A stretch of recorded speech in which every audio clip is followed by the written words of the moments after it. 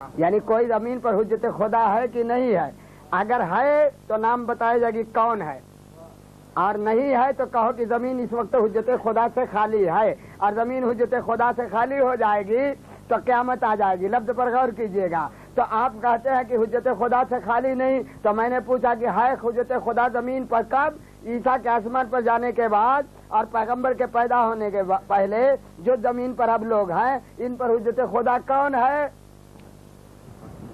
تو ہم نے کہا کہ اب مانو عقیدہ بچاؤ۔ جی زمین پر حجت خدا موجود ہے، حجت ہونے کا دعویٰ کرے یا نہ کرے؟ جی ہے نا بات عزیزان گرامی۔ تو اب میں کہتا ہوں اپنے دور میں ہاشم حجت خدا تھے، اور اپنے دور میں عبد المطلب حجت خدا تھے، اور اپنے عہد میں عبداللہ اور ابو طالب حجت خدا تھے۔ دلیل اور دوسری سنیے، کیوں حجت خدا نہ ہوتے تو اس دور میں جتنے کافر مرتے ان پر خدا کسی پر عذاب نازل نہ کرتا۔ کتنے چکر کی بات سنا دیا، گھبرا نہ گئے آپ لوگ؟ کیوں نہیں عذاب نازل کرتا؟ وہ کہہ کے نکل جاتے، پالنے والا کوئی تیرے حجت تھا ہی نہیں، ہم کو صحیح بات بتانے والا، صحیح راستہ دکھانے والا کوئی تھا ہی نہیں، ہم بہکے تو کیا تیرا ہمارا کیا نقصان ہے؟ جیسے اور لوگوں کے دور میں تو نے حجت بنا رکھے زمین پر رکھے تھے، ہمارے دور میں تو کوئی حجت خدا تھا نہیں۔ اگر ہم کافر ہو گئے، بت پرست ہو گئے تو ہمارا کیا قصور؟ تو خدا ان پر عذاب ماننا پڑے گا کہ زمین پر حجت خدا ہے۔ تو جب آپ نام بتانے سے مجبور ہیں تو ہم نام بتا رہے ہیں، انکار کرنے سے آپ مجبور آمادہ ہوں گے، نہیں سمجھے؟ تو اب یہ نبی، تو پہلے نبی سے پہلے حجت خدا کا نام یا نبی تھا یا رسول، نبی کے بعد حجت خدا کا نام یا ولی ہے یا امام۔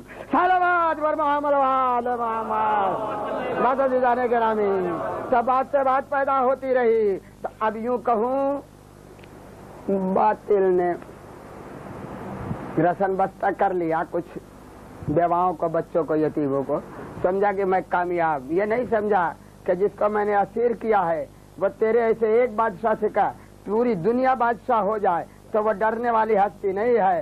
کیوں کہ نبیوں کے سردار کی گود میں پلی ہے، ولیوں کے ایک سردار کے گھر میں پروان چڑھ کے بڑھی ہیں، جنت کے جوانوں کے سردار کے ماحول میں رہی ہیں، عورتوں کے سردار کے نہر لبن سے سیراب ہوئی ہیں۔ ان کے تیوروں پر تیرے ایسے بادشاہوں کے بادشاہی کا کوئی اثر نہیں ہو سکتا ہے۔ ایسی ٹھوکر لگائیں گی تیرے تخت کو، تیرا تخت اتنا نجیس، تیرا تاج اتنا نجیس، تیرا جسم اتنا نجیس کہ پاکیزہ زینب اپنے پیروں سے تیرے تخت کو ٹھوکر نہیں ماریں گی، مگر ٹھوکر ماریں گی عالمی مانوی اعتبار سے، پھر تیری نسل کے کہیں تک تو تاج کا پتہ نہیں چلے گا۔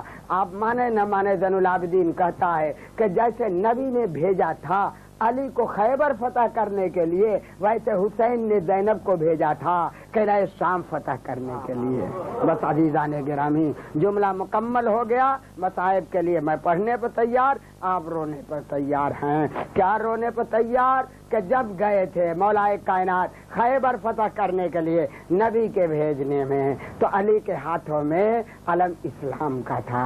زینب نے جب فتح شام کے لیے قدم اٹھایا ہے حسین کے حکم سے، اشارے سے، تو ہاتھوں میرے سامان ظلم تھا۔ آثار کوئی ایسے نہیں تھے کہ زینب فتح کر کے آئیں گے کہ نہیں آئیں گے۔ اسیری ہے، بے کسی ہے، لاچاری ہے، ستم بالائے ستم ہے کہ جتنے گود کے پالے تھے اور ہم عمر یا بزرگ تھے وہ سب درجہ شہادت پر فائز ہو چکے۔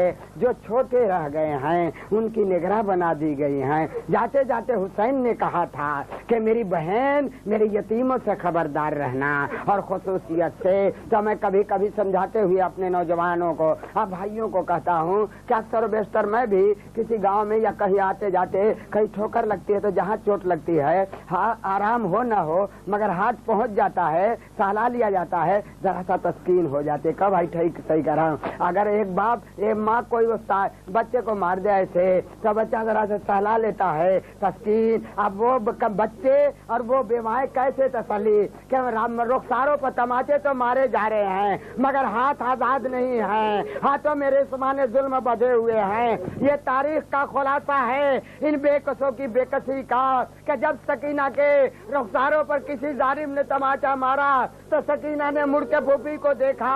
ए फूफी अम्मा, अरे फितरत का तकाजा है कि जहाँ चोट लगती है हाथ अपने आप वहाँ पहुँच जाता है, मगर मेरे हाथ बंधे हुए हैं। तो ज़ैनब ज़बाने हाल से जवाब देती थी, ए बेटी मैं क्या करूँ, अरे मेरे भी हाथ तो बंधे हुए हैं, वरना मैं तेरे रुखसारों को सहला कर तेरी पुश्त को सहला के मातमदारा ने हुसैन इस मंजिल को भी छोड़ता हूँ।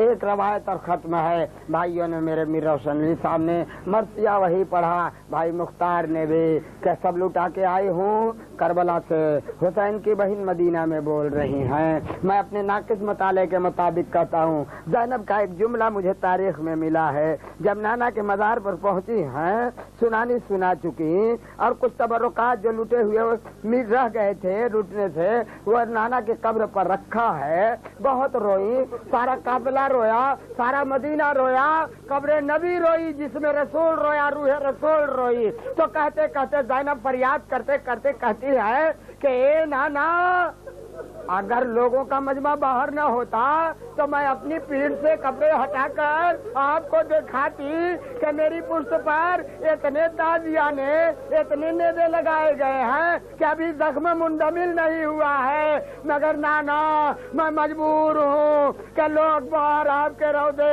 और मरकज से दूर लोग खड़े हैं, मैं दिखा नहीं सकती। बस इसकी शरह 2 मिनट सुने। शरह क्या थी? ज़ैनब का एक उसूल था करबला से कूफा तक कि जहाँ तक मुमकिन हुआ, मसलन किसी ने सैयद सज्जाद को ताजियाना लगाना चाहा तो ज़ैनब ने बढ़ के अपनी पुश्त उधर कर दी। ए जालिम, अरे ये मेरे भैया की यादगार और ये बीमार, ताजियाना इसे न मारो, मेरी पीठ पर ताजियाना लगा लो। किसी शकी ने जनाब लैला या रबाब के सर में नेजा की यानी चुभ होना चाहा तो ज़ैनब ने अपना सर ऐसे कर दिया।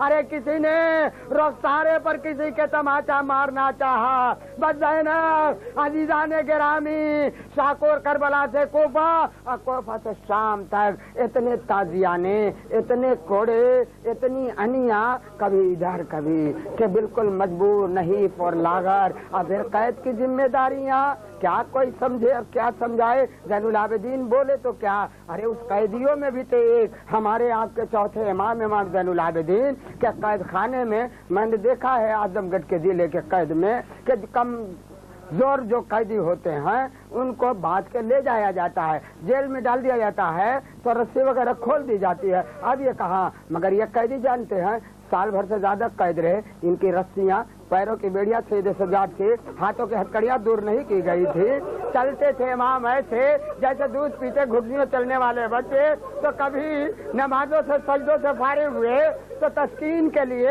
ऐसे घुटनियों के बल चलते हुए कभी जाके अपनी माँ लैला के करीब बैठ गए तसल्ली के लिए, कभी रबाब के पास चले गए, कभी उम्मे फरवा चची के करीब पहुँच गई और जाकर ज्यादातर अजीज़ाने गिरामी अपनी फूफी ज़ैनब के करीब, क्योंकि यही कुनबे के 2 बुजुर्ग थे। और फिर ज़ैनब सीने से लगाती थी, ए मेरे भैया की निशानी, अब तुम तनहा भैया की निशानी नहीं, मेरे सारे बुजुर्गों की अब तनहा तुम ही यादगार रह गए। बस मातमदारा ने हुसैन एक मंजिल पेश कर चुका, एक मंजिल मजलिस तमाम हो किया।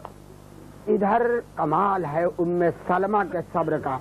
भाई नई बात सुना रहा हूँ, बिल्कुल सच्ची, मुताले करने वाली मेरी तस्दीक करें। उम्मे सलमा का ये कमाल है कि जब से रसूल का इंतकाल हुआ 50 वर्ष से ज्यादा जमाना गुजर गया, जहाँ रसूल छोड़ कर मरे थे उम्मे सलमा ने उससे कदम बाहर नहीं निकाला।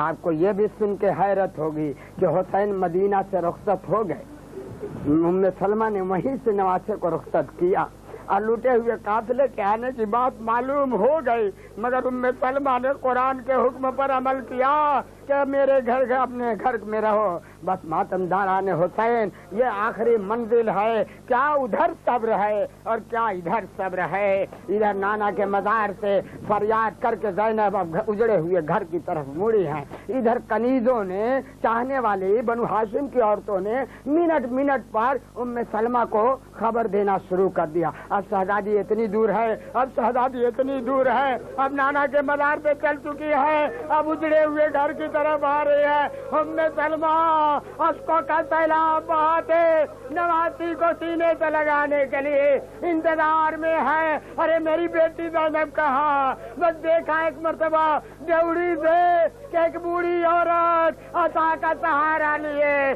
گھر کی طرف آ رہی ہے. گھبرا کے پوچھا اے ضعیفہ ارے میری بیٹی زینب ابھی کتنی دور ہے؟ زینب نے کمر پر ہاتھ رکھا. نانی چلا میرا ہی نام زینب ہے. زمانے نے اتنا مجبور کر دیا. مار کی طرح ام سلمہ نے بول کر گلے لگایا.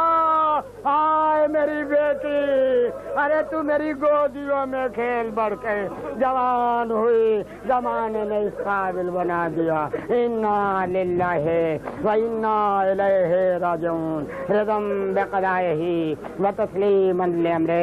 پالنے والے محمد والے محمد تمام مومن مومنات جو دنیا سے گزر چکے ان پر حمد نازل کر. جب پریشانوں کی پریشانی کو دور کر جو ایمان کو اس پر کلی عطا فرما. میر فدا حسین صاحب مرحوم کے درجے میں بلندی عطا فرما. ان کی مغفرت فرما. ان کے بچے کو اور حوصلہ عطا دے کہ ذکر اہل بیت خصوصاً ذکر زینب کے لیے اہتمام کرتے رہیں اور اس پروگرام کو اور اچھے سے اچھے انداز میں دنیا کے سامنے پیش کرنے کی